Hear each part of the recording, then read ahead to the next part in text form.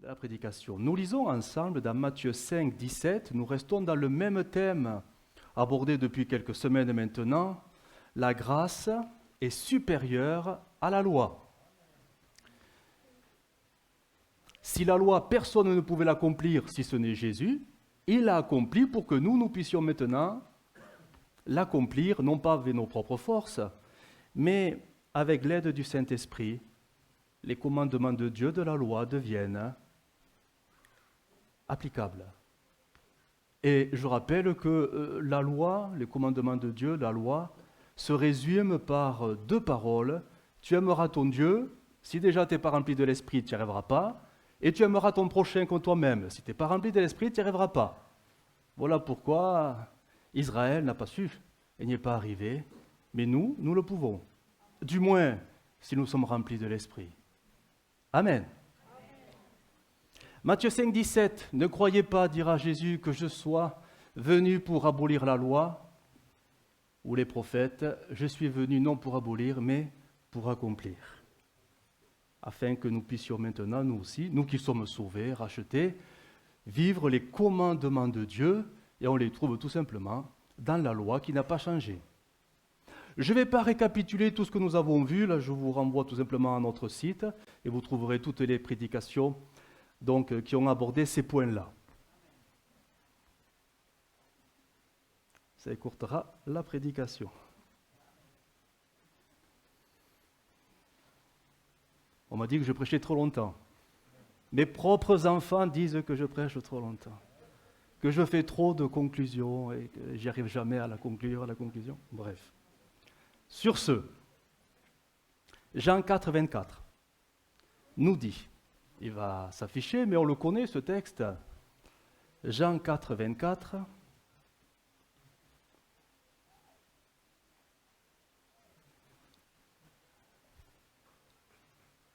Alors, peut-être qu'il y a un petit décalage, mais l'heure vient, et elle est déjà venue, où les vrais adorateurs adoreront le Père en esprit et en vérité, car ce sont là les adorateurs que le Père demande. Le Père demande des adorateurs en esprit et en vérité. Et c'est Jésus qui l'annonce. Mais, si vous avez déjà lu la Bible et même l'Ancien Testament, on voit que ce n'est pas une nouveauté. Jésus n'annonce pas une nouveauté. Dieu a toujours voulu un peuple d'adorateurs. Toujours. C'est vrai que Jésus sera celui qui sera la pierre d'angle du nouveau peuple d'adorateurs, c'est l'Église, etc. Mais dans l'Ancien Testament, Dieu a toujours voulu un peuple d'adorateurs. C'était Israël. Dieu a toujours voulu faire d'Israël un peuple d'adorateurs. Alors, je vous cite des versets.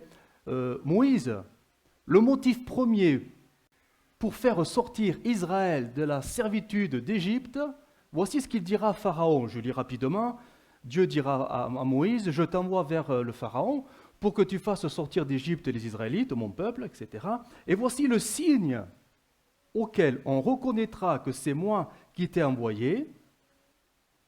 Le signe. Alors là, on se dit, oui, la lèpre, la main, le serpent, le bâton, les signes. Non, il y a un autre signe. Quand tu auras fait sortir le peuple hors d'Égypte, vous m'adorerez sur cette montagne. L'adoration d'Israël deviendra le signe que c'est Dieu qui a fait sortir ce peuple de l'esclavage. L'adoration. Vous m'adorerez sur cette montagne. C'est Dieu qui le dit. Donc on voit bien qu'il y avait un projet très particulier au travers de cette délivrance spectaculaire, faire de ces esclaves des adorateurs. Dieu a toujours voulu être adoré, ça on le voit dans toute la parole, adoré pour ce qu'il est. Dieu est Dieu, et ça lui vaut déjà toute l'adoration. Pour ce qu'il a fait, pour ce qu'il fera, pour les promesses, Dieu a toujours voulu être adoré pour qui il était, tout simplement. Dans le ciel, il est adoré pour qui il est, pas pour le salut, parce que les anges, ça ne les concerne pas, mais il est quand même adoré par les anges.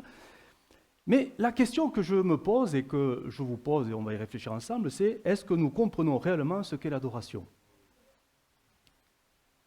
Souvent, peut-être pas vous, mais moi, et bien d'autres aussi avec moi, on a réduit l'adoration due à Dieu à de la louange qui monte vers Dieu. C'est pas faux. Mais si c'est que ça dans notre tête, adorer Dieu, c'est louer Dieu à haute voix, c'est très réducteur et surtout c'est faux. C'est pas que ça. L'adoration, c'est beaucoup plus vaste que ça. Où on a pu réduire l'adoration à peut-être des prières à haute voix, mais aussi des prières intérieures, plus silencieuses, d'action de grâce. Merci parce que tu m'as sauvé. Merci pour la croix. On a pu réduire peut-être l'adoration à de simples formulations, des phrases, des mots, très beaux, très bibliques, mais peut-être qu'on a réduit tout simplement l'adoration à un vocabulaire qui est prononcé intérieurement, extérieurement, à un moment donné, à l'église, à la maison. J'adore Dieu tout simplement par mes prières. C'est pas faux. Mais si c'est que ça, notre compréhension de l'adoration, on n'est pas tout à fait dans ce que Dieu avait prévu. Certainement pas. On a pu peut-être réduire l'adoration à une gestuelle. Vous savez, c'est très évangélique. J'adore Dieu, je lève une main. J'élève les mains. Alors, on adore plus, j'élève les mains. Ou on se met, parce que le cœur est touché, on se met à genoux. J'adore Dieu, parce que c'est plus intense, je suis à genoux. Et dans la Bible, on voit des gens qui prennent des postures d'adoration, et on pourrait croire que, parce qu'il y a cette posture, l'adoration elle est plus intense. C'est peut-être pas faux, mais c'est pas que ça non plus. On peut rester assis, debout, couché, tout ce que vous voulez. L'adoration ne dépend pas d'une posture physique quelle qu'elle soit. Certainement pas. Alors, le mot adoration en hébreu veut dire tout simplement, bon, c'est le mot saka, mais ça, on laisse de côté, se prosterner physiquement. Se prosterner, se courber, s'agenouiller en signe de révérence, ou, plus communément trouvé dans l'Écriture, tomber sur sa face, être prostré devant Dieu. Vous voyez ? Si on limitait la définition du mot adoration à l'hébreu, on se dirait, il n'y a pas beaucoup qui a adoré. Nous, on a élevé nos voix. Au mieux, une main, deux mains, bref, les bras, mais qui a été prostré physiquement, agenouillé, totalement, personne. Je ne dis pas qu'on n'a pas adoré parce qu'on n'a pas fait ça. Mais tout ça pour montrer que le mot adoration, on ne peut pas le limiter à quelque chose de quelque chose de fixe. C'est beaucoup plus large que ça. Et l'Ancien Testament, notamment, qui pose les bases de l'adoration, associera toujours l'adoration à un acte extérieur, le fait de donner quelque chose à Dieu. C'est du concret. Et ça, c'est une notion dans l'Ancien Testament qui ressort d'une manière très forte, très forte. Des premiers livres au dernier livre dans l'Ancien Testament, l'adoration n'était pas du tout limitée à un vocabulaire dit à haute voix ou dans son cœur, mais était tout simplement liée à une disposition de cœur, mais à offrir quelque chose à Dieu, mais du concret. Est-ce qu'il y a des exemples ? Vous en voulez ? Alors, pour Guillaume, Genèse 22, nous sommes avec Abraham, l'adoration d'Abraham. Je lis les textes rapidement. Abraham dit à ses serviteurs, il est parti avec son fils pour offrir Isaac. Et voici ce qu'il va dire. Il dira à ses serviteurs qui l'ont accompagné, restez ici avec l'âne, moi et le jeune homme, nous irons donc jusqu'à la montagne pour adorer. Et là, on ne parle pas de chanter des cantiques évangéliques, de prendre le tambourin, le tam-tam et faire de la musique. On ne parle pas de ça. Derrière le mot adorer, c'est très clair dans l'esprit d'Abraham. L'adoration qu'il va faire est un sacrifice volontaire. Son fils. Abraham va adorer Dieu en offrant son fils à Dieu. Bien sûr, Dieu va dire stop, on connaît l'histoire. Mais l'offrande dans l'adoration sera maintenue, parce que le bélier qui était coincé sera offert à Dieu. L'adoration s'est manifestée concrètement par une offrande volontaire offerte à Dieu. Israël, je reviens à Israël, ils sont sortis d'Égypte pour aller adorer sur la montagne, mais voici comment cette adoration va être concrètement manifestée. Alors Exode 3,18, je lis, c'est Moïse qui parle à Pharaon, « Permets-nous de faire 3 journées de marche dans le désert pour offrir des sacrifices à l'Éternel notre Dieu. »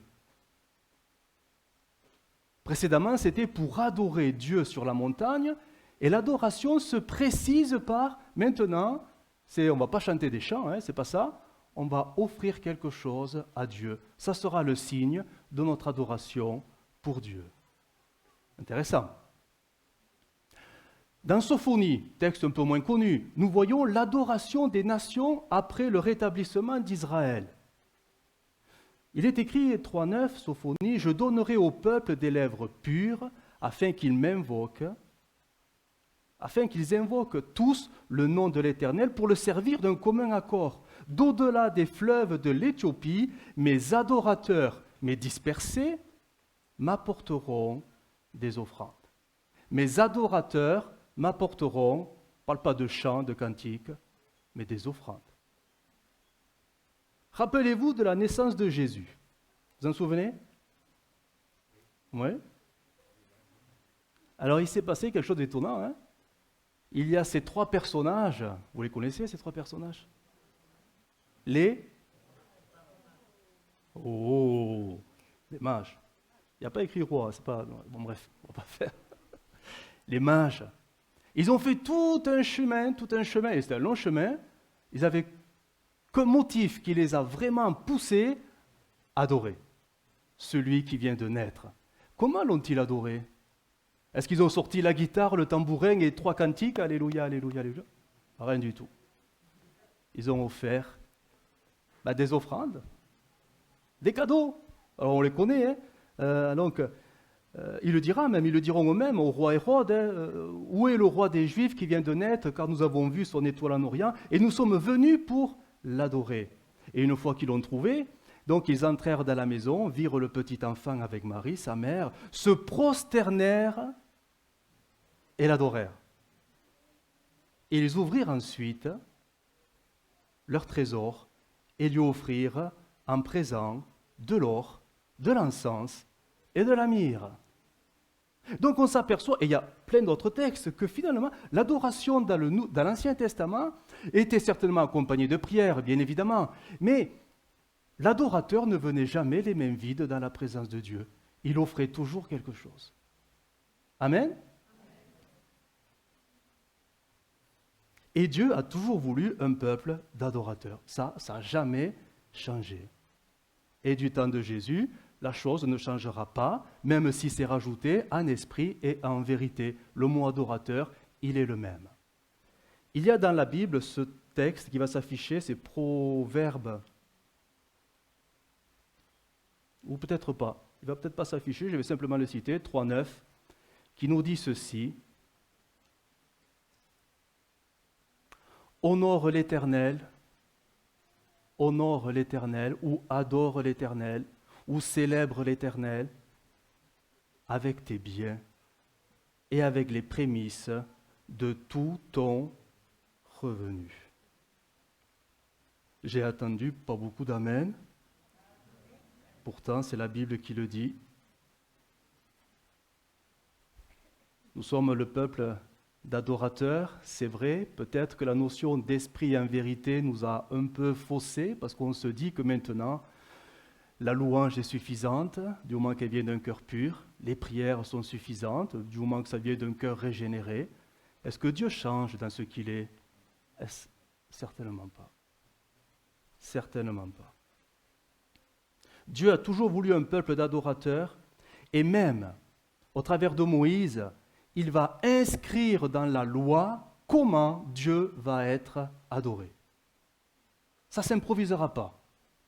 Dieu va être tellement précis que ça va être la loi et tout Israël devra s'y conformer.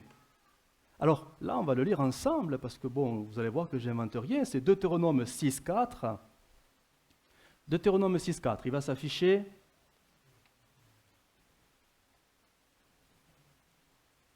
« 6.4. Écoute Israël, l'Éternel notre Dieu est le seul éternel. » Ça, c'est la confession de foi juive, du reste. Tu aimeras l'Éternel ton Dieu de tout ton cœur, de toute ton âme et de toute ta force. Jésus a légitimé ce texte-là en le rapportant. Et ton prochain comme toi-même. Donc ce sont des textes qui sont encore de vigueur. Mais ce qui est étonnant, si vous avez la curiosité de voir dans d'autres versions, et notamment je vous invite à le faire, ça élargit un peu la vision de l'Écriture, comme quoi elle est très riche, c'est que le mot force est changé. Dans la version juive notamment, l'Ancien Testament, version juive, et le mot a été changé par un mot qui est quand même assez étonnant, le mot ressource. Tu aimeras Dieu de tout ton cœur, jusqu'ici on se dit ça va, de toute ton âme, ça se comprend, et de toutes tes ressources. Et là on se dit, oh Seigneur, est-ce que je comprends ce qu'il faut bien comprendre là? Seigneur, mon amour ne te suffisait pas? Alors, lisons maintenant Deutéronome 26, 1. Vous allez voir comment les choses ont été précisées par Dieu lui-même dans la loi. Deutéronome 26, verset 1er. La lecture sera... Il y a 11 versets, mais il faut les lire quand même. Hein. Deutéronome 26, verset 1er. Donc ça parle pour Israël. Lorsque tu seras entré dans le pays que l'Éternel ton Dieu te donne pour héritage, lorsque tu le posséderas et il sera établi, tu prendras, autre version, tu prélèveras des prémices de tous les fruits que tu retireras du sol dans le pays que l'Éternel ton Dieu te donne. Tu les mettras dans une corbeille et tu iras au lieu que choisira l'Éternel ton Dieu pour y faire résider son nom. Tu te présenteras au sacrificateur, alors en fonction, et tu lui diras, « Je déclare aujourd'hui à l'Éternel, ton Dieu, que je suis entré dans le pays que l'Éternel a juré à nos pères de nous donner. Le sacrificateur recevra la corbeille de ta main et la déposera devant l'autel de l'Éternel ton Dieu. Tu prendras encore la parole et tu diras devant l'Éternel ton Dieu, mon père était un Araméen nomade, il descendit en Égypte avec peu de gens et il y fixa son séjour. Là, il devint une nation grande, puissante et nombreuse. Les Égyptiens nous maltraitèrent et nous opprimèrent et nous soumirent à une dure servitude. Nous criâmes à l'Éternel, le Dieu de nos pères. L'Éternel entendit notre voix et il vit notre oppression, nos peines et nos misères. Et l'Éternel nous fit sortir d'Égypte à main forte et à bras étendus, avec des prodiges de terreur, avec des signes et des miracles. Il nous a conduits dans ce lieu et il nous a donné ce pays, pays où coule le lait et le miel. Maintenant, voici, j'apporte les prémices des fruits du sol que tu m'as donnés, ô Éternel. Tu les déposeras devant l'Éternel, ton Dieu, et tu adoreras l'Éternel, ton Dieu. Puis, tu te réjouiras avec le Lévite et avec l'étranger qui sera au milieu de toi, pour tous les biens que l'Éternel, ton Dieu, t'a donnés à toi et à ta maison. Amen. Vous réalisez comment Dieu a codifié l'adoration à ce moment-là? Elle se résumait, si on peut dire, à donner à Dieu ce que lui avait donné en premier à chacun, c'est-à-dire dans le pays promis, en donnant de bonnes récoltes. Dieu demandait tout simplement, en signe d'adoration, le retour. C'est un nom, hein? On va y venir, c'est un nom très particulier. Et l'Israélite se devait, non pas de chanter un beau cantique devant les autres, mais tout simplement de faire cette confession de foi. Autrefois, nous étions esclaves, autrefois, on était malheureux, mais avec Abraham, c'est devenu une nation nombreuse. Nous sommes rentrés maintenant dans le pays que tu avais promis. Tu nous as donné des récoltes. Et aujourd'hui, en signe d'adoration, je te rends les prémices des récoltes que tu nous as données. Ouais? Vous êtes d'accord avec ça? Lisons dans Lévitique 27, 30. Ça va s'afficher parce que je vais lire dans français courant. Vous allez voir que ça ne s'arrêtait pas aux récoltes. On devra consacrer au Seigneur un dixième. Vous savez ce que c'est un dixième? C'est un nom, hein? La dîme. Ah oui, c'est vrai. C'est mathématique. Un dixième des produits de la terre et des fruits des arbres. C'est la part qui lui est réservée. Et au verset 32, il va s'afficher. En ce qui concerne les bœufs, les moutons, les chèvres, une bête sur 10 est marquée pour être consacrée au Seigneur. La loi, écrite par la main de Dieu et réécrite par la main de Moïse, mais dictée par Dieu, exigera tout simplement la dîme, des récoltes, des fruits et du bétail. Parce que Dieu dit, si tout cela vous l'avez, c'est parce que je vous l'ai donné. Et vous m'adorerez en me consacrant le dixième de tout cela.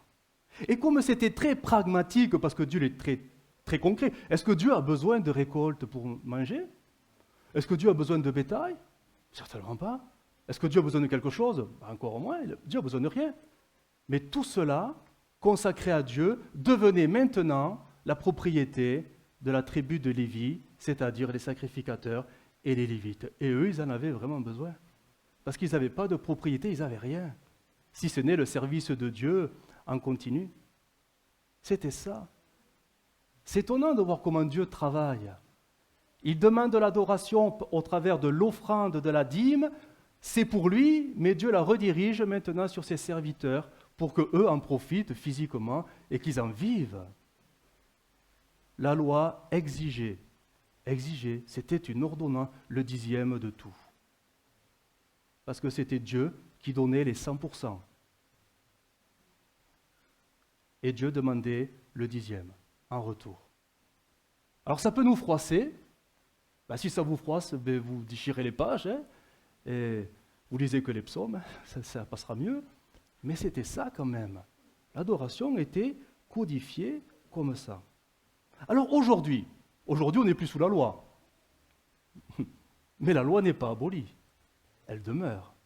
Et la grâce nous rend même responsables, plus responsables que la loi. Parce qu'aujourd'hui, nous avons le Saint-Esprit qui nous permet de la vivre de manière beaucoup plus spirituelle et en toute authenticité, le Saint-Esprit. Alors, est-ce que les choses ont changé? Alors, c'est là que, il faut être prudent. Oui et non. La forme va changer, parce que la société change et évolue, mais le principe de fond demeurera. Parce que Dieu ne change pas. Dieu ne change pas. Et nous avons, dans le Nouveau Testament, des exemples d'hommes et de femmes qui vont donner, comme en adoration, ils vont donner, mais vous allez voir, c'est plus sur la base d'un calcul mathématique. J'en compte 1, 2, 3, 4, 5, 6, 7, 8, 9. Ah, le dixième, je le mets à part, c'est pour Dieu. On n'est plus sur la base mathématique de la loi, mais ça va se faire maintenant d'un cœur généreux qui veut adorer Dieu abondamment en n'offrant pas simplement de belles prières, de belles phrases, mais lui offrir directement ce que Dieu lui a donné en premier. Vous voulez des preuves? Oui, on veut bien. D'accord. Alors, où trouvons-nous des exemples où des hommes, des femmes, de tout leur cœur vont donner au Seigneur? Il suffit de lire la Bible. Hein. Et nous avons dès le acte. Comment l'Église s'est-elle structurée? Au travers de l'adoration des chrétiens. Et l'adoration des chrétiens, comment s'est-elle manifestée? Bien sûr, il y avait des chants, bien sûr, certainement. Il y avait la fraction du pain, il y avait tout ça, mais il y avait aussi beaucoup d'offrandes généreuses, spontanées, et tout cela, c'était pour Dieu, mais comme Dieu, il n'en a pas besoin, ça a structuré l'Église. Et ça a fait vivre les chrétiens, et ça a fait vivre l'Église. Alors je vous lis le texte, simplement, Acte 2, 44. Tous les croyants vivaient ensemble. Vous voyez déjà, bon, ça, on ne peut pas le refaire. Vivaient ensemble et mettaient en commun tout ce qu'ils possédaient. Ils vendaient ce qui leur appartenait, terre, maison ou autres biens, et répartissaient, ces paroles vivantes, répartissaient l'argent entre tous en tenant compte des besoins de chacun. Ça s'appelle des offrandes. Hein? Et c'est sûr que dans leur cœur, ils le faisaient pour Dieu. Mais concrètement, ça avait des répercussions sur l'Église. Ça faisait vivre les chrétiens et l'Église. Donc là, on n'est plus à 10%. Là, dans ce cadre-là, on est à 100%. Ils donnaient tout. Alors on se dit, mais est-ce que c'est un cas particulier? Ben non. Il suffit d'aller dans Acte 4 et on retrouve la même situation. Entre les chapitres, il y a plusieurs années qui s'écoulent. Hein. Ça ne se passe pas du jour au lendemain. Je crois qu'il y a une trentaine d'années, du Acte 1 au dernier chapitre des Actes, une trentaine d'années. Donc le temps s'écoule, mais les choses demeurent. Acte 4, 32, la multitude de ceux qui avaient cru n'était qu'un cœur et qu'une âme. Nul ne disait que ses biens lui appartenaient en propre, mais tout était commun entre eux. Les apôtres rendaient avec beaucoup de force témoignage de la résurrection de Jésus, et une grande grâce reposait sur eux tous, car il n'y avait parmi eux aucun indigent. Tous ceux qui possédaient des champs ou des maisons les vendaient, apportaient le prix de ce qu'ils avaient vendu, et on le déposait aux pieds des apôtres, et l'on faisait des distributions à chacun selon ce qu'il avait besoin. Donc on retrouve le même schéma. Mais on se dit, mais est-ce que c'est les apôtres qui demandaient ça?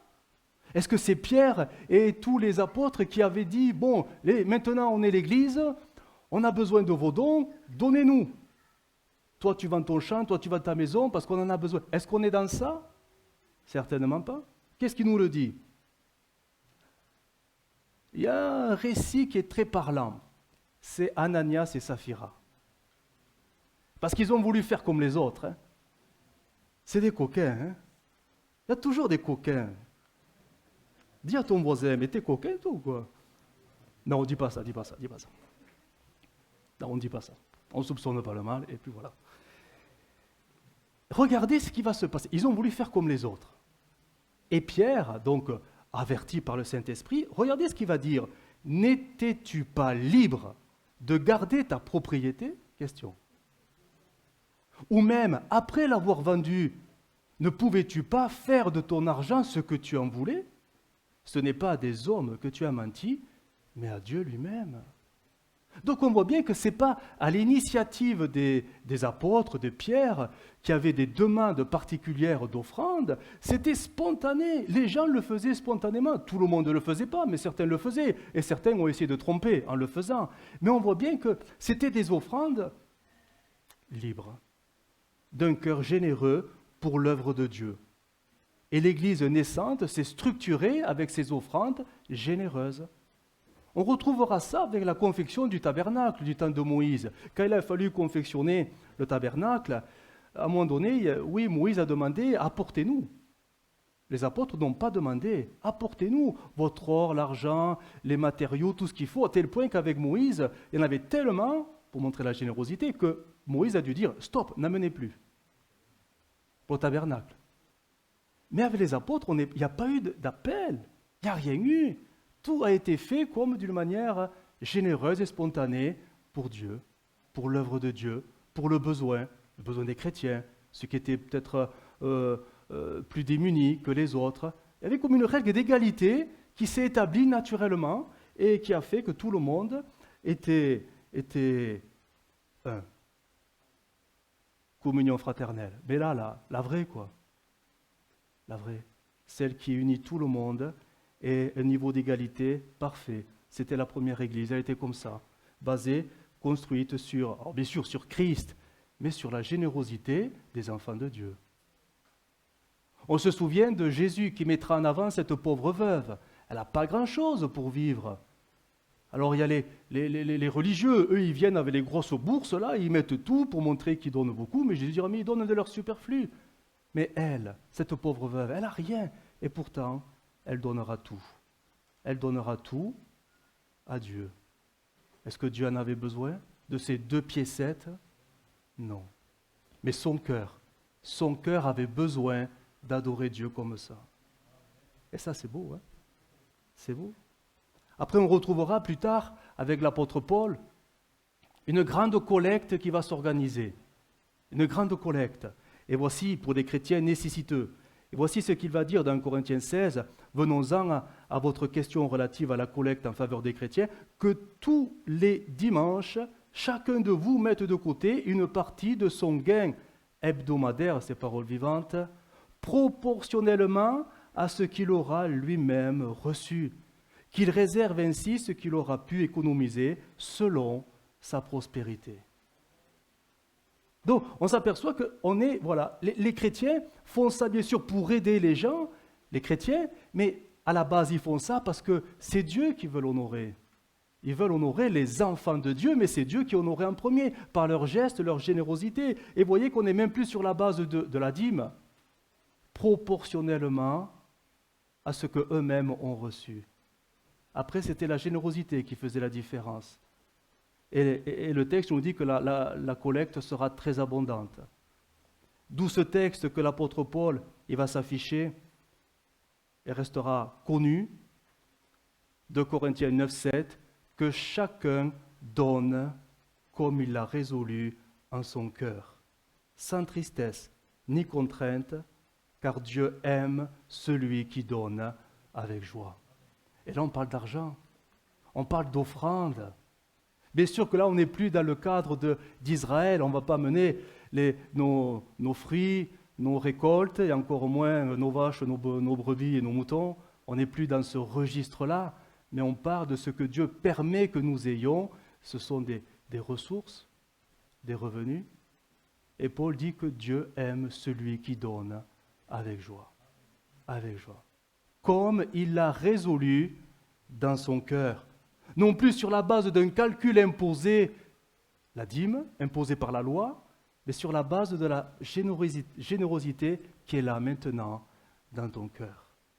Comme tu l'as résolu. Ça peut être 2%, ça peut être 10%, mais ça peut être 11%, hein. Ça peut être 20%, hein. Ça peut être 30%, 40%, 50%. 100%. Tout. Et c'est là que Paul va donner quelque chose qui est très particulier. Il dit, bon, ok, vous voulez tout donner? Attendez, soyez sages. Heureusement que Paul était là quand même. Et écoutez ce qu'il va dire, 2 Corinthiens 8, 12, parole vivante. Lorsqu'on donne de bon cœur, selon ses moyens, bien sûr Dieu se réjouit, et le moindre don lui est agréable. Mais il n'est pas question de vous conduire vous-même à la gêne ou au besoin pour que d'autres soient soulagés. Il s'agit simplement d'équilibrer les situations suivant le principe de l'égalité. Il est pragmatique, Paul, quand même. Hein? Il est bien, ce Paul. Ah, si on pouvait l'avoir dans l'église, hein? Ça serait bien. Ça serait bien.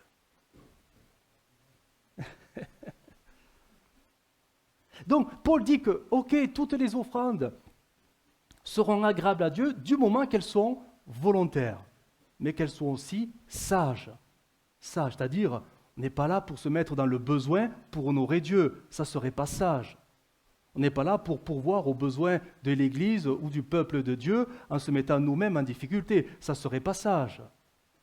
La preuve, c'est que Dieu nous a donné selon nos propres besoins.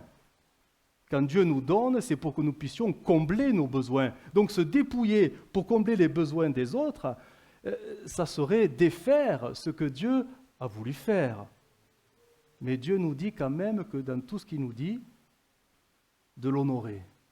Après, c'est selon la disposition de cœur, tout simplement. Écoutez Hébreux 13, 15, il va s'afficher. Hébreux 13, 15 met l'équilibre parfait entre l'adoration, c'est-à-dire la louange, bon, les phrases toutes faites, les prières qui viennent d'un cœur ou à haute voix ou intérieurement, et les offrandes. Hébreux 13, 15, par Christ, offrons sans cesse à Dieu un sacrifice de louange, c'est-à-dire le fruit de lèvres qui confesse son nom. Jusqu'ici, on l'a fait ce matin. Du moins, on a essayé. Peut-être que certains combattent avec ça, parce que la timidité, la crainte. Mais c'est aussi ça, l'adoration. Élever la voix ensemble. Mais il va rajouter, mais n'oubliez pas la bienfaisance. Alors ça veut dire quoi, la bienfaisance? D'autres versions, on dit les bonnes œuvres. Et la libéralité. Libéralité, c'est quoi? C'est les dons généreux volontaires, tout simplement. Car c'est à de tels sacrifices que Dieu prend plaisir. Dieu prend plaisir autant au sacrifice de lèvres qui le confessent, et c'est très bien, hein, ça fait partie de l'adoration, mais ce texte nous montre clairement que ça ne s'arrête pas là. L'adoration, c'est aussi honorer Dieu avec ce qu'il nous donne, nos biens, nos revenus, bref. Alors je vais dire le mot, parce que les Français n'aiment pas trop ce mot, l'argent. Du moins, parler de l'argent des autres, ce n'est pas un problème. Mais mon argent, on ne dit pas. Ça reste assez tabou. C'est très français, c'est comme ça, mais Dieu aime la France. Et tous les pays. Voilà, au moins c'est dit. Donc, on pourrait penser, à tort, j'y reviens, que l'adoration se limiterait à des prières qui monteraient vers Dieu. Alors, c'est pas faux, mais c'est pas que ça. L'adoration, c'est l'honorer aussi, c'est le célébrer avec des offrandes concrètes, du concret. Parce que Dieu, quand il nous bénit, c'est concret. Ben oui. Dieu ne nous bénit pas simplement en parole, hein. Je te bénis, je te bénis, je te bénis, je te bénis, et toi aussi. Non. Les bénédictions sont concrètes dans nos vies, en nous donnant matériellement tout ce qu'il faut. Tout ce qu'il faut. Parce que Dieu a dit que dans tous nos besoins, il est pourvoiré. Cherchez premièrement le royaume de Dieu, et tout le reste, c'est-à-dire tout le matériel, le manger, le boire, le vêtement, vous sera donné par-dessus. Et adorer Dieu, c'est aussi pas simplement lui dire « merci », c'est tout simplement savoir lui redonner une part, selon la résolution de nos cœurs, mais lui donner quelque chose en retour. C'est aussi ça l'offrande. Du moins, la définition d'adoration dans l'Ancien Testament, elle va dans ce sens. Se prosterner devant Dieu, mais pour lui donner quelque chose. Se prosterner devant Dieu pour lui donner quelque chose. Alors c'est vrai que nous, évangéliques, on est tombés parfois dans des raccourcis qui sont terribles. C'est sûr, ça coûte moins cher de dire « Seigneur, je te donne ma vie ». Je veux dire, la phrase qui passera bien le dimanche matin, mais qui n'engage personne. Même pas celui qui l'a dite. Sauf Dieu, qui entend et qui est déçu parce qu'il n'y a rien qui suit après. On a parfois des phrases comme ça, je te donne tout ce que je suis. On a même des chants, tout ce que j'ai, c'est à toi. Mais concrètement, on lui donne quoi? Après, on lui donne quoi? Qu'est-ce qu'on lui donne? Qu'est-ce qu'on lui redonne? Quand on sait que tout ce que nous avons, c'est Dieu qui permet que nous l'ayons, qu'est-ce que nous lui redonnons? Mais d'un cœur vrai, d'un cœur volontaire. C'est parce que tu m'as béni que moi je veux t'honorer. N'est-ce pas le principe même de l'adoration d'Abraham? Souvenez-vous, Dieu a dit tu vas m'adorer, mais en fait tu vas me redonner ce que je t'ai donné, ton fils. Le fils de la promesse. Bien sûr, on ne revient pas sur le texte, Dieu va l'arrêter, et c'est le bélier qui sera sacrifié. Mais on s'aperçoit que l'adoration, Dieu aime, parce que c'est une preuve de confiance quand on lui redonne ce qu'il nous donne, dans la mesure de la sagesse, bien évidemment. Et 2 Corinthiens 9,5, j'y reviens, dira même que, et c'est Paul qui va le développer, que nos offrandes matérielles sont le reflet, il va loin, le bonhomme, il va très loin, c'est le reflet de notre amour pour Dieu. Je vous lis le texte dans Parole vivante, je crois qu'il va s'afficher. 2 Corinthiens 9, 5. Tous doivent voir en effet que votre don est volontaire et généreux, que c'est une vraie libéralité reflétant la bénédiction divine et votre amour. Votre offrande reflète la bénédiction divine parce que vous avez reçu de Dieu et l'amour que vous avez de Dieu, c'est pour ça que vous le redonnez généreusement. Alors je sais, c'est dérangeant parce que on est plus habitué à dire « Seigneur, je t'aime de tout mon cœur ». Et ça s'arrêtera là. Ça s'arrêtera là. Je reviens à Jean 4, 24. Dieu est esprit, et il faut que ceux qui l'adorent en esprit et en vérité. Voici ce que dira la Français courant. Les vrais adorateurs adoreront le Père en étant guidés par son esprit. Donc, il nous faut le Saint-Esprit.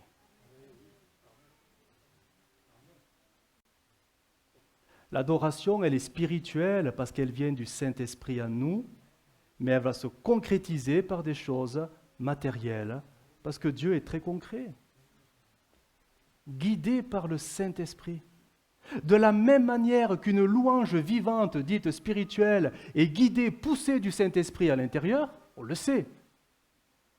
Les offrandes, les dons, bref, ce qu'on va donner à Dieu doit être comme poussé par le Saint-Esprit. Parce qu'il n'y a que lui qui peut incliner nos cœurs pour faire ça. Vous savez pourquoi? Parce qu'on est tous pareils. L'argent, on l'aime bien. Et si on pouvait le garder, on le garderait. On ne se l'avoue pas. Mais on est tous pareils. Parce que pour diverses raisons, peut-être il y a celui qui a plein de projets, qui se dit « bon, je n'ai pas donné à l'église, je dois faire ça ». Ok, mais fais-le. Peut-être d'autres ne donneront pas parce qu'ils ont peur de manquer quand viendra le besoin. Alors ils économisent, par la peur et la crainte. Et il y a ceux qui vont donner tout simplement parce que le Saint-Esprit est là dans leur cœur, va comme les pousser à donner. Et ils vont le faire de tout leur cœur parce qu'ils le font pour Dieu. Ils le font pour Dieu. Alors, est-ce que nous avons dans la Bible quelque chose qui va dans ce sens? Ben oui. Là, il faut lire Romains 12, 6. Il va s'afficher. Romains 12, 6 nous montre que dans les dons spirituels, c'est vrai que nous, on les a tous réduits à la prophétie, parole de connaissance, la guérison, la délivrance, des choses, voilà, spectaculaires, mais le Saint-Esprit ne fait pas que ça. Parfois, il est très concret. Verset 6, Romains 12, 6. Puisque nous avons des dons différents, selon la grâce qui nous a été accordée, que celui qui a le don de prophétie l'exerce en proportion de la foi. Bon, jusqu'ici, on est d'accord. Que celui qui est appelé au ministère s'attache à son ministère. Jusqu'ici, on est d'accord. Que celui qui enseigne s'attache à son enseignement. Amen. Verset 8. Et celui qui exhorte à l'exhortation. Et regardez le suivant. On se dit, mais qu'est-ce qu'il fait là, lui? Mais Saint-Esprit, tu fais quoi, là? Que celui qui donne le fasse avec libéralité. Libéralité, c'est-à-dire cœur généreux.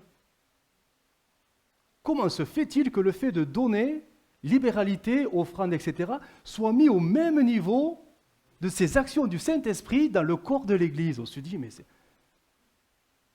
Alors, d'autres versions, que celui qui donne ses biens le fasse avec une entière générosité. Ça peut venir que du Saint-Esprit. De la même manière qu'il n'y a que le Saint-Esprit qui peut pousser quelqu'un à prophétiser, il n'y a que le Saint-Esprit dans nos cœurs qui peut nous pousser à adorer Dieu de ce moyen-là. Parce que l'argent, il est à nous, quoi. Jérusalem, la version. Que celui qui donne le fasse sans calcul. Sans calcul.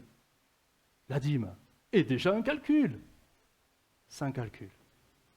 C'est-à-dire, le critère sera ce que tu as résolu dans ton cœur. Et là, on s'aperçoit que quand le Saint-Esprit nous remplit, c'est étonnant ce qu'on peut faire pour Dieu. Oui, peut-être un tel, il ira témoigner alors qu'il se pensait incapable de faire ça. Un tel qui se croyait timide va d'un seul coup se mettre à prophétiser et on se dira gloire à Dieu pour le Saint-Esprit qui fait des choses spectaculaires. Mais peut-être que dans l'ombre, quelqu'un mettra son offrande. de tout son cœur. Je précise bien de tout son cœur. Ça ne se verra pas, mais Dieu verra que c'est l'action du Saint-Esprit qui est dans sa vie. Mais c'est moins spectaculaire. Mais c'est pourtant l'action du Saint-Esprit. Et je crois que quand on prend conscience de ça, du moins moi j'en ai pris conscience en préparant ce message, je crois qu'on peut, tous, je pense qu'on est tous pareils, simplement incliner la tête et dire, nos fronts et dire, Seigneur, pardon. Pardon pour toutes les fois où nous avons hésité, retenu, rechigné, calculé. Parce qu'on a fait passer nous en premier. C'est normal, mais c'est normal, il ne faut pas culpabiliser pour ça. C'est pour ça qu'il faut être rempli du Saint-Esprit. Et plus on est rempli du Saint-Esprit, plus on s'aperçoit que l'œuvre de Dieu, mais c'est ce qu'il y a de plus important sur terre. Non? Ou il y a que moi qui le vois comme ça? L'œuvre de Dieu, c'est ce qu'il y a de plus important. Et on sait que c'est passager, c'est temporaire, tout ça, parce qu'un jour, l'Église, elle partira. Elle partira. Mais un jour, on sera devant Dieu. Et Dieu, il va nous dire, alors, t'as fait quoi de tout ce que je t'ai donné?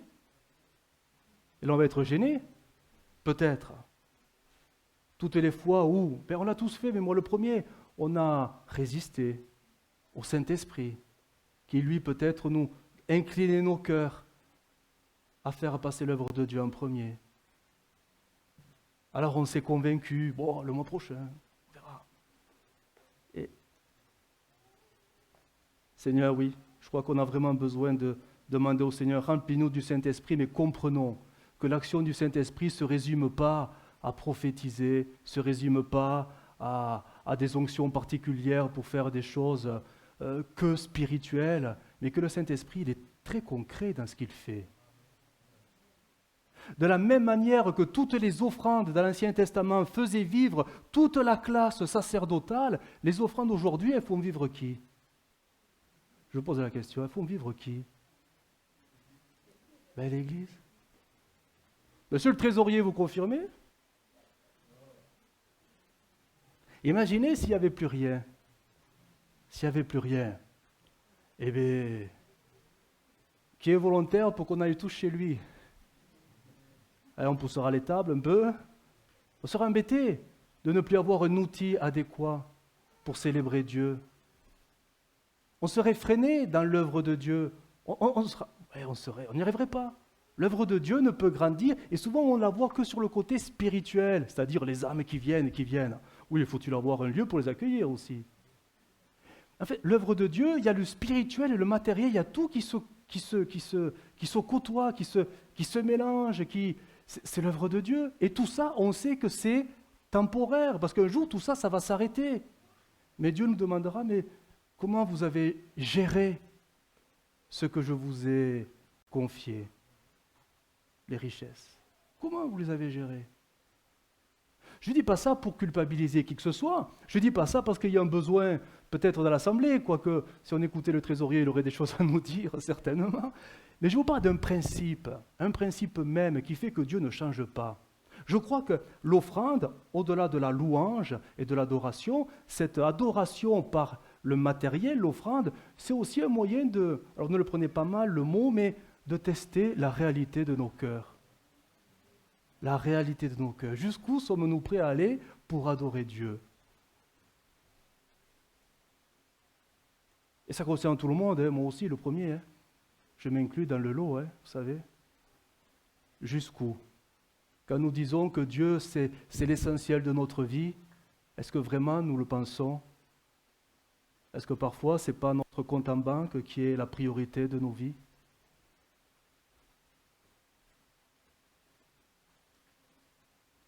Je crois que la prière qui est utile, c'est, il y a des chants qui le disent aussi, « Apprends-nous, Seigneur, à mieux t'adorer ». Et quand on comprend que le mot « adorer », ce n'est pas simplement des prières élevées vers Dieu, on comprend que si on n'a pas le Saint-Esprit, bien sûr qu'on peut donner, mais si ce n'est pas fait d'un bon cœur, ça ne sert à rien. Si ce n'est pas fait généreusement, ça ne sert à rien. Parce que Dieu ne peut apprécier que ce qui est fait spontanément et d'un cœur vrai. Et ça, il n'y a que le Saint-Esprit qui peut transformer nos cœurs pour que ça devienne une réalité intérieure. Il n'y a que le Saint-Esprit.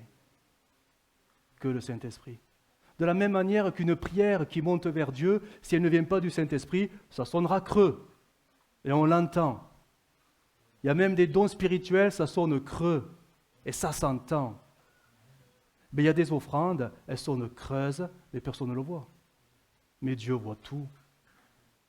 Mais quand le Saint-Esprit est là, les dons spirituels deviennent vraiment spirituels. Les prières deviennent vivantes et spirituelles. Et les offrandes deviennent... elles deviennent agréables à Dieu, tout simplement. Oui? Vous allez bien toujours? Et je n'ai pas fini. Allez, j'en arrive à la conclusion. Je regarde mes fils. Faut pas que je me loupe. Matthieu 27, 57. Le texte va s'afficher. On va parler d'un homme qui a adoré Dieu, non pas avec des prières, mais avec ses moyens. Cet homme, il s'appelle Joseph d'Arimathée. Matthieu 27, 57. Le soir étant venu, arriva un homme riche d'Arimathée nommé Joseph, qui était aussi disciple de Jésus. Donc c'est après la mort de Jésus. Il se rendit vers Pilate et demanda le corps de Jésus. Et Pilate ordonna de le lui remettre. Joseph prit le corps, l'enveloppa de linceul blanc et le déposa dans un sépulcre neuf qu'il s'était fait tailler dans le roc. On arrête la lecture ici. Mais là, nous avons l'exemple même d'un disciple, on l'appelait un chrétien, qui aimait Jésus. Il ne faisait peut-être pas de grandes prières à ce moment-là, mais qui va faire l'œuvre de Dieu en mettant ses moyens à contribution, à tel point, on ne sait même pas s'il réalisait ce qu'il faisait, mais il réalisait les prophéties de l'Ancien Testament. Tout le monde n'avait pas un sépulcre neuf taillé dans le roc, certainement pas. C'était les riches. Donc il fallait un chrétien qui avait des moyens. Un pauvre ne pouvait pas fournir ça. Et Joseph d'Arimathée a eu à cœur de faire ça. Il est dit qu'un linceul blanc pur, il fallait l'acheter. Et certainement qu'il est allé l'acheter.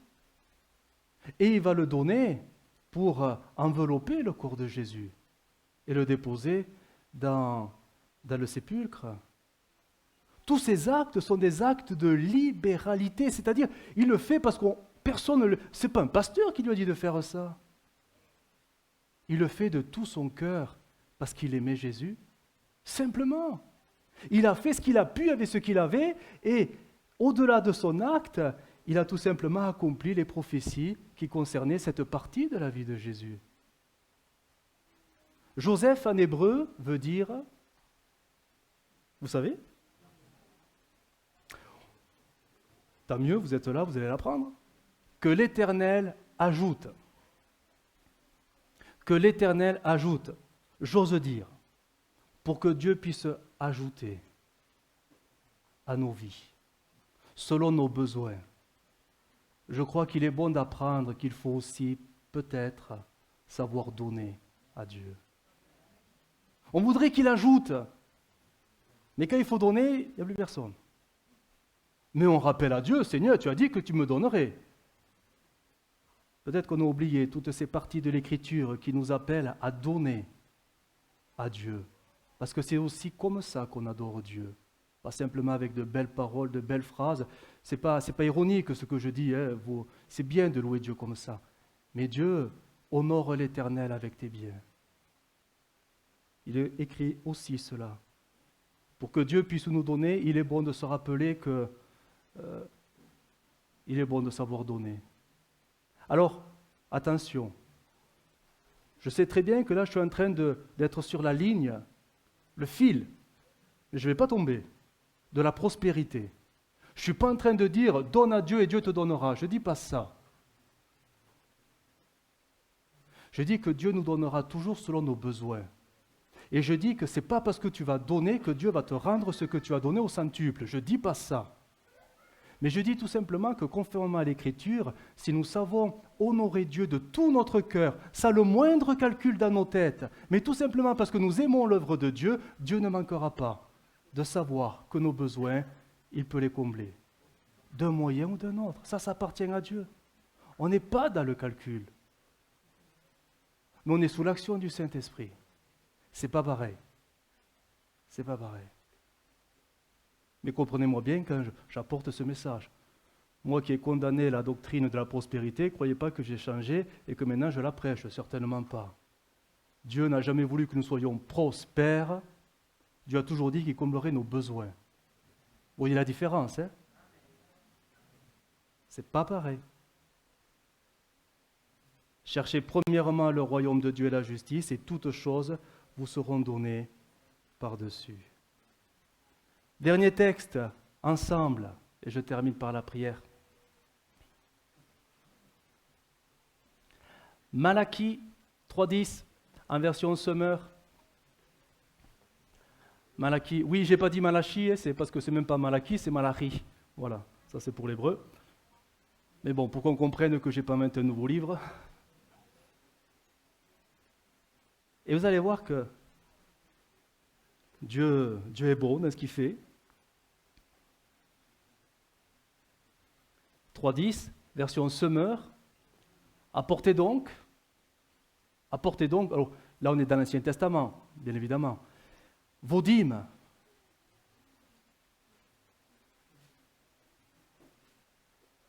Dans leur totalité. Ah, peut-être qu'il y en avait certains qui amenaient que les 9%, se garder le 1%. Dans le trésor du temple pour qu'il y ait des vivres dans ma demeure. De cette façon-là, mettez-moi à l'épreuve, déclare l'Éternel, le Seigneur des armées célestes. Alors, vous verrez bien, si de mon côté, je n'ouvre pas pour vous les écluses des cieux et ne vous comble pas avec surabondance de ma bénédiction. Comprenons bien que là, nous sommes dans le cadre de l'Ancien Testament, les dîmes, c'est encore les produits agricoles. C'est les fruits, c'est le bétail. Et Dieu dit, donnez-moi cela, ce qui m'est dû, parce que ça m'est dû, et vous verrez que les prochaines récoltes seront encore plus abondantes. Les troupeaux vont multiplier encore plus, parce que le ciel va s'ouvrir. Et de quoi ont besoin les récoltes si ce n'est de pluie? Et c'est ça qui va fournir les prochaines récoltes. Mais il faut quand même déjà donner ce qui est dû à Dieu. Ce n'est pas une faveur qui serait faite à Dieu, c'est un dû qui lui revient. Parce que la loi le disait ainsi. Mais ils avaient tendance à détourner une partie des offrandes pour eux-mêmes. Nous ne voulons pas être des voleurs. Je sais, le mot est très dur. Il est dur. Peut-être trop dur, je ne sais pas. Mais nous ne voulons pas être des voleurs dans le sens que je veux me rappeler que ce que j'ai, c'est par la grâce de Dieu. Et moi qui me dis adorateur de Dieu, c'est bien avec de belles paroles, c'est bien avec de beaux services, mais ça peut être tellement plus concret pour l'œuvre de Dieu, pour les intérêts du royaume de Dieu, pour l'avancée de l'Église, que je me dois aussi de l'adorer comme ça. Amen. Nous sommes, j'ose dire, des Joseph. Un peu. Nous sommes des Joseph. L'Éternel ajoutera, mais apprenons à donner aussi. Apprenons à donner. En toute sagesse, mais d'un cœur pur, droit, en toute libéralité, généreusement, que l'œuvre de Dieu remplisse nos cœurs pour que nous puissions être de vrais adorateurs, en esprit et en vérité. Amen. Nous prions le Seigneur ensemble. Seigneur Jésus, combien nous avons besoin de ton Esprit Saint. Il n'y a que lui qui peut nous transformer et nous faire comprendre les choses comme toi, tu les as toujours vues. Seigneur, nous ne voulons pas simplement être trouvés des adorateurs avec de belles phrases et de belles prières, avec de jolis mots dedans, mais nous voulons être des adorateurs guidés par le Saint-Esprit, même dans les choses les plus concrètes et matérielles. Nous voulons nous rappeler que tout ce que nous avons, c'est toi qui nous l'as donné. Et à ce titre, nous te sommes redevables de tout. Alors Seigneur, dispose nos cœurs. Dispose nos cœurs à savoir mieux t'adorer, à savoir faire passer ton œuvre aussi en premier. Nous voulons savoir chercher ton royaume en premier. Nous ne voulons pas simplement nous occuper de nous, mais nous occuper de tes affaires. Seigneur, que le Saint-Esprit nous remplisse, que nos cœurs débordent de libéralité, de générosité, que tout cela devienne comme un besoin, parce que nous voulons réellement t'adorer.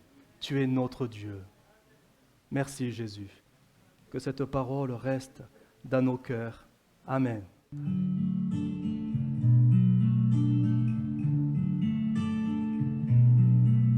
Well, I heard there was a secret chord David played and it plays the Lord, but you don't really care for music, do ya? Well, it goes like this.